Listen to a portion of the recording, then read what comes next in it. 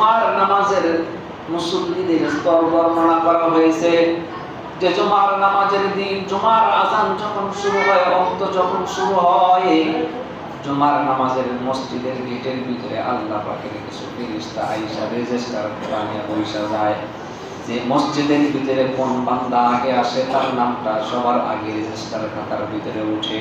হয় তার আমলনামায় কি দেওয়া হয়? একটা উট কুরবানি দিলে যে সওয়াব হয়। সর্বপ্রথম জুমার নামাজ আদায়ের লক্ষ্যে মসজিদের ভিতরে যে আয়েশা উপস্থিত হয়, একটা উট কুরবানি দেওয়ার সওয়াব তার আমলনামায় লেখা হয়ে যায়। দ্বিতীয় যেই ব্যক্তি মসজিদে প্রবেশ করে, একটা গরু কুরবানি দিলে যে সওয়াব পাওয়া যায়, এই সওয়াব তার আমলনামায় লেখা হয়।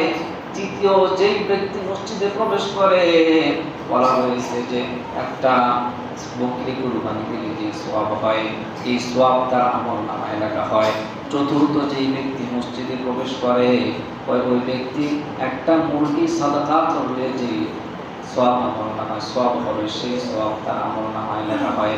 পঞ্চম যেই ব্যক্তি মসজিদের ভিতরে প্রবেশ করে, একটা ডিম সাদাকা করলে যে সওয়াব পাওয়া যায়, এই সওয়াব তার আমলনামার ভিতরে লিপিবদ্ধ করে দেওয়া হয়। এই হলো 5 স্তরের মুসল্লি। বলা হয়েছে পঞ্চম নাম্বার যে আসতেছে যে মুসল্লি, সেই হলো আন্দামান মুসল্লি।